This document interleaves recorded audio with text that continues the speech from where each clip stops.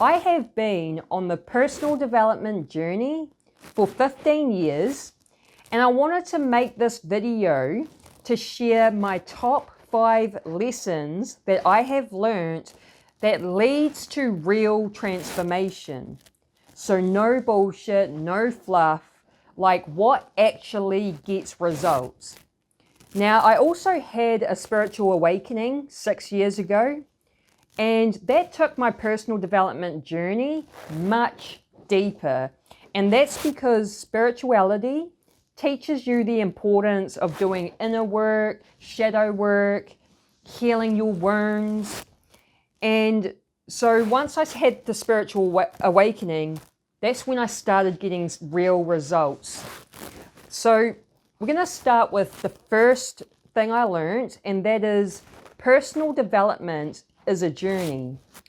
So when I first started personal development, I thought that there was this end goal to reach, this perfect version of me.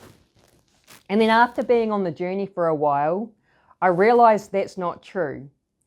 There is no end goal.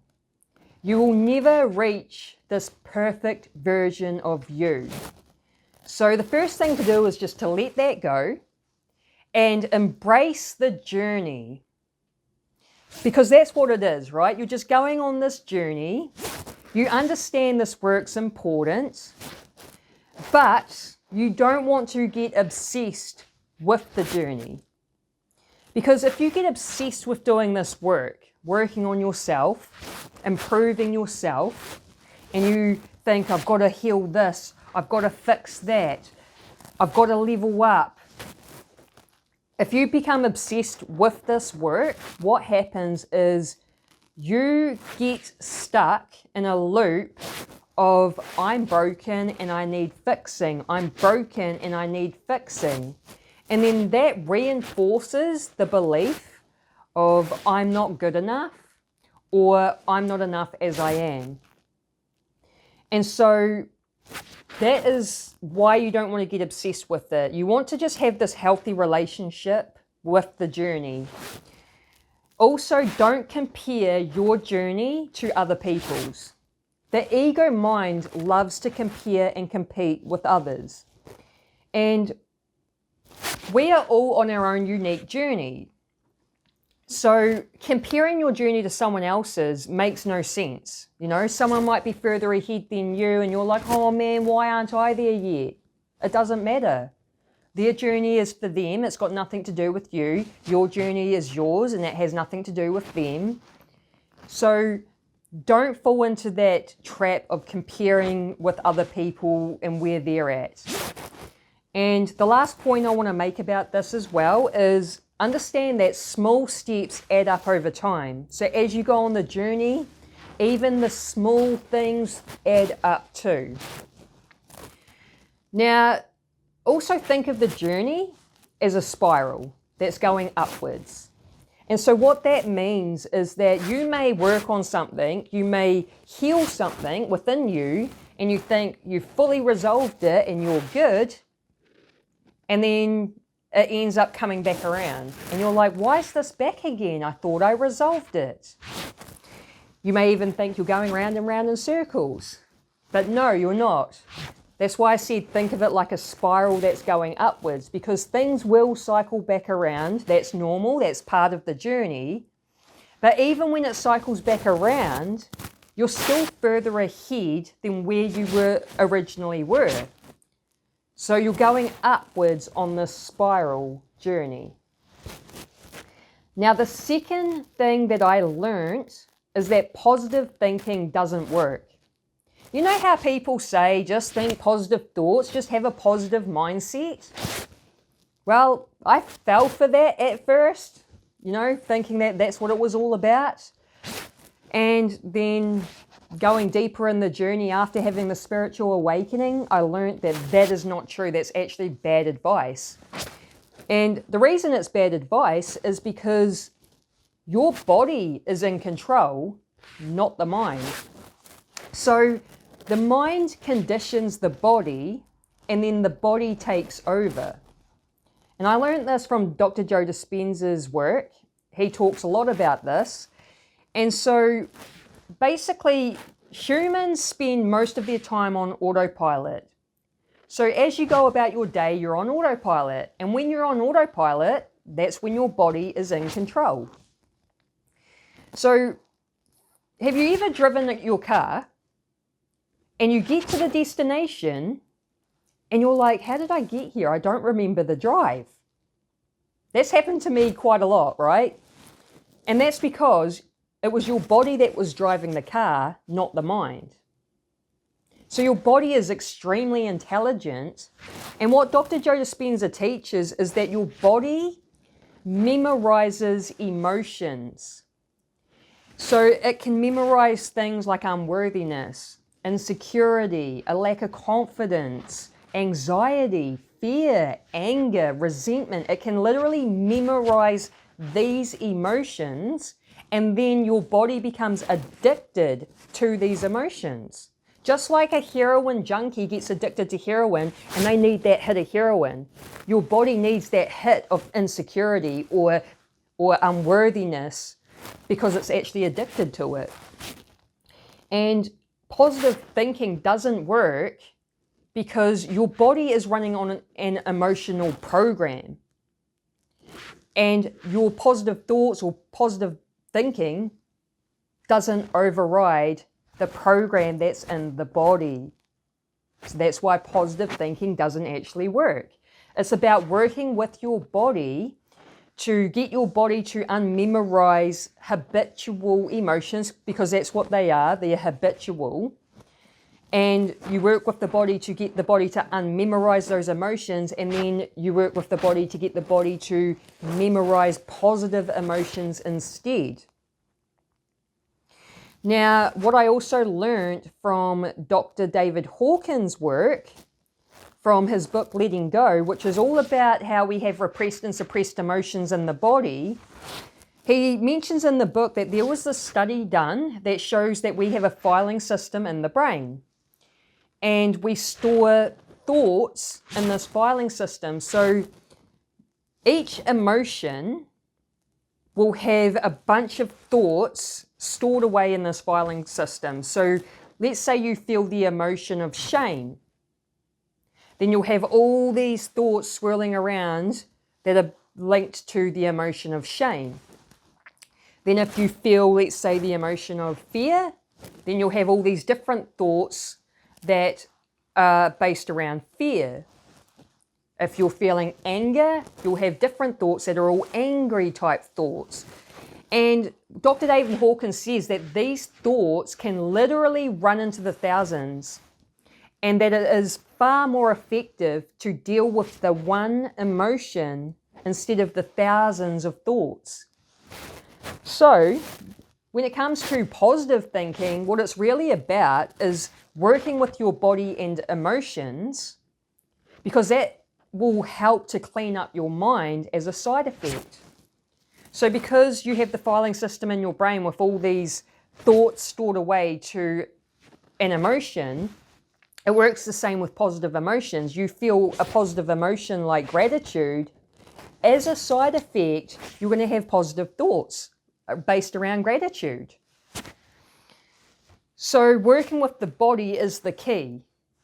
Firstly, it's about releasing suppressed emotions in the body, which Dr. David Hawkins teaches that in his book, Letting Go. So you release the suppressed emotions, and over time, that will clean up your thoughts.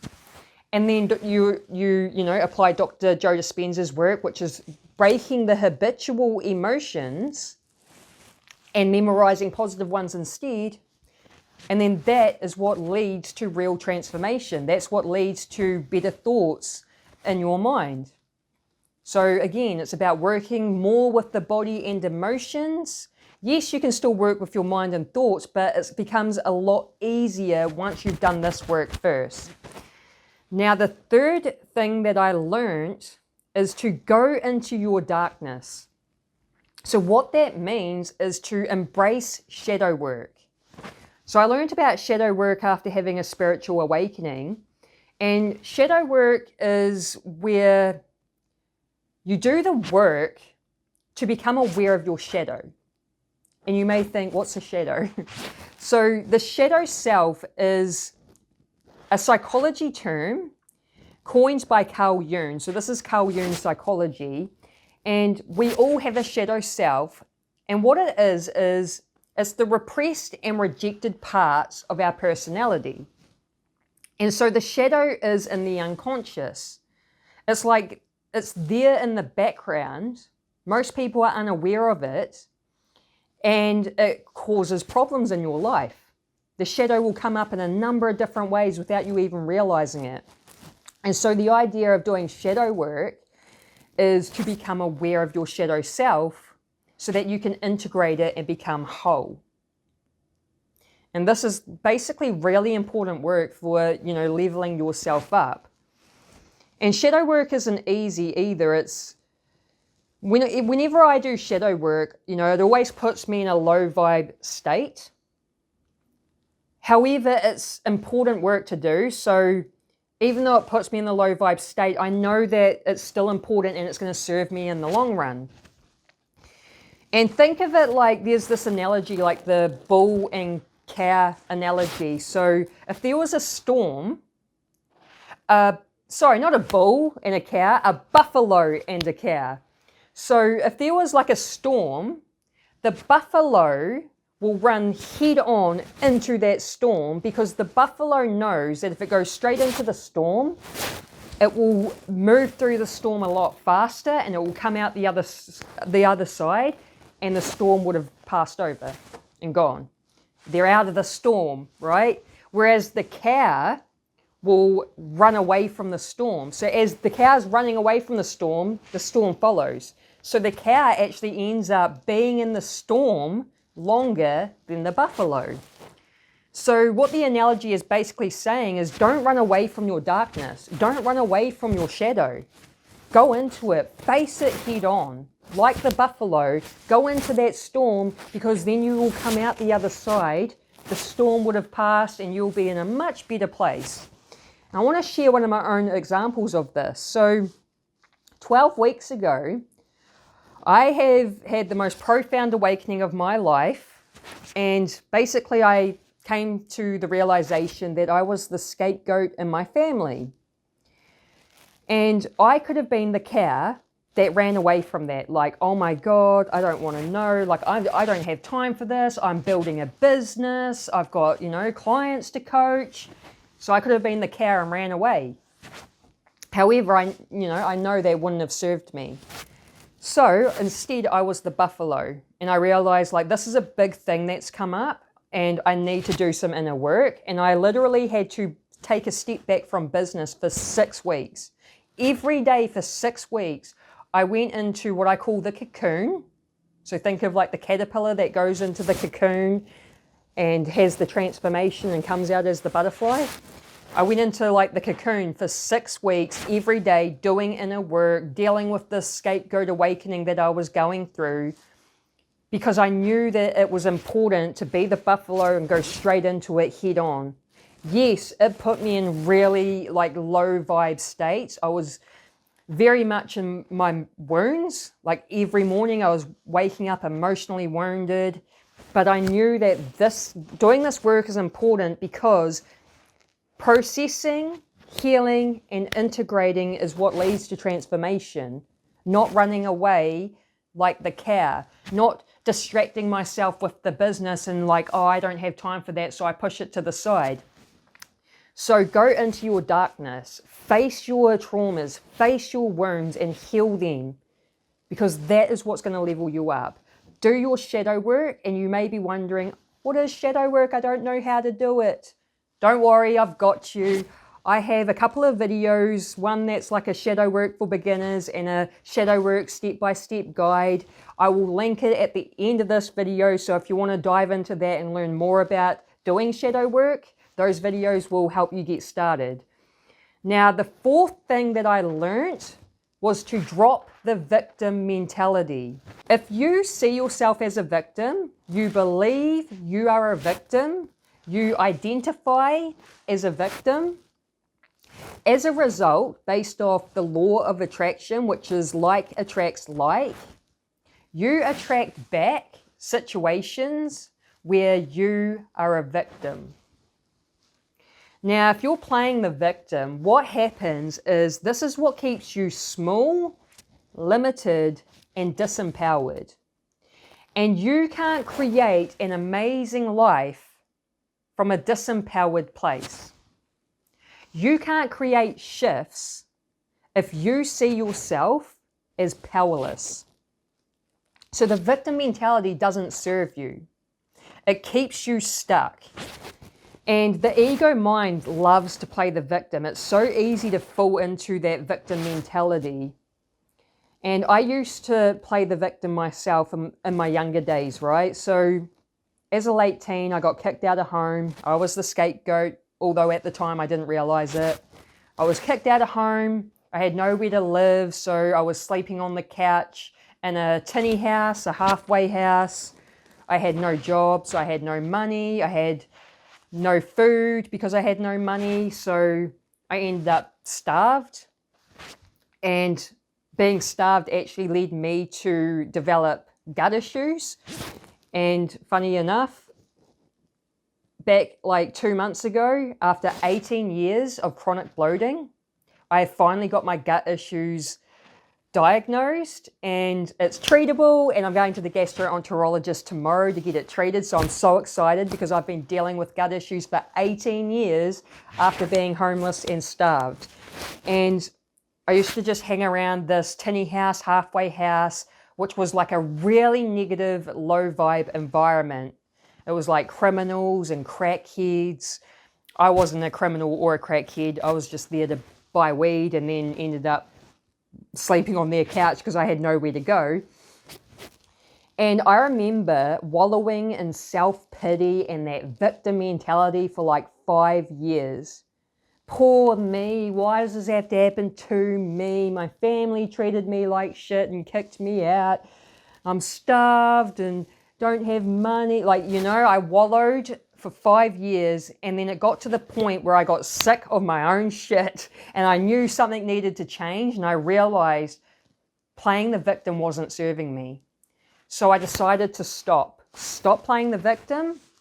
I actually found somewhere decent to live, and that's when I made the choice to start the personal development journey. That was back in 2010 when I was 22.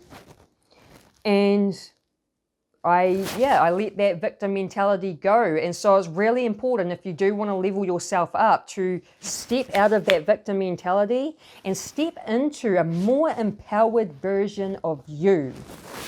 Because that energy, that frequency, is what's going to create amazing shifts in your life. Now, number 5, the 5th thing I learned is to change your self-image and self-concept. So your self-image is a mental picture of who you believe you are. So if you see yourself as someone that's organized, that's part of your self-image. I'm an organized person. And so because that's how you see yourself, you are an organized person. However, if you saw yourself as a disorganized person, then as a result of that, you would be a disorganized person. So your mental picture of who you believe you are plays a very big role in what's going on in your reality and your experiences and the things you're attracting in. So let's say you want to make $1 million a year, but if you have the self-image of someone that can only earn $60,000 a year, then you won't be able to earn $1 million a year. However, if you change your self-image to someone who can earn $1 million a year, then you will be able to earn $1 million a year. So the problem for a lot of people, including me, is that a lot of us have this negative self-image. And a lot of it was created from our childhood and how we were treated. And same goes with your self-concept. So self-concept is your whole identity. So your self-image is part of your identity, and both of these things play a very big role in creating your reality and what's going on. And so what I've realized is, being the scapegoat, that role shaped my self-image and my identity in a way that keeps me small, limited, and blocked.